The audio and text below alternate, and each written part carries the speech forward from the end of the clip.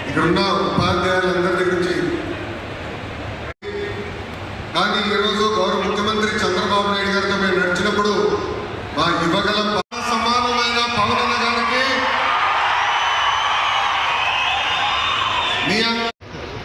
విద్య పైన శ్రద్ధ పెట్టి ఆ రోజు ఎక్కడికి పోయినా తల్లిదండ్రులు ఎప్పుడూ అశ్రద్ధ చూపేయలేదు.